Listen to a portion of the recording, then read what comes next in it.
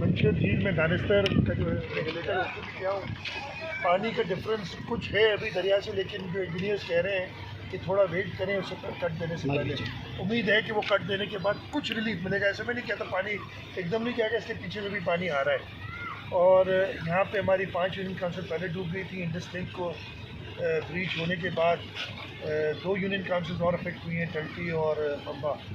हान सैदाबाद की तरफ पानी जा रहा है, लोग उधर से निकल भी रहे हैं।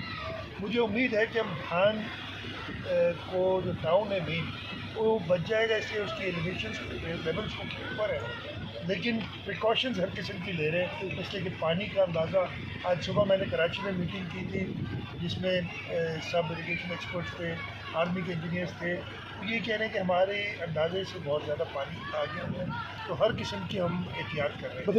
तो सवाल भी है, उसके लिए मैं यही आपसे मैंने पहले भी रिक्वेस्ट की थी कि मीडिया सही रिपोर्टिंग करे। सही रिपोर्टिंग का मतलब कि मैं नहीं कह रहा कि कोई बैठ के बात करे, इस अलमिया का बताए, और एक मजाक में और एक दूसरे की जो है तनकीद भले करें, मैं वो नहीं कह रहा हूँ, लेकिन तनकीद ऐसी करें जो इंटरनेशनल एजेंसी जो ये ना समझे कि जी इधर सब कुछ फेल हो गया है। ऐसा नहीं है कि सब कुछ फेल हो गया हुआ है, सब चल रहे हैं, पूरी हुकूमत मोबिलाइज्ड है, और अलमिया इतना बड़ा है ऐसा कभी हमने देखा क्या सुना भी नहीं।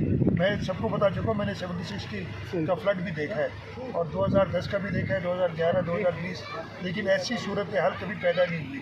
और इधर जो रहते हैं आप लोग सब छोटे मेरे से उम्र में जो है इतना बड़ा अलमिया कभी नहीं हुआ है। इसलिए और अभी यूनाइटेड नेशन भी आ रहे हैं, 9 तारीख को इस्लामाबाद, 10 को सखर आ रहे हैं, उनसे मुलाकात भी होगी। चेयरमैन बिलावल भुट्टो जरदारी साहब की भी उनसे मुलाकात होगी और उनको ज़रूर एक एरियल व्यू भी हम इधर दिखाएंगे।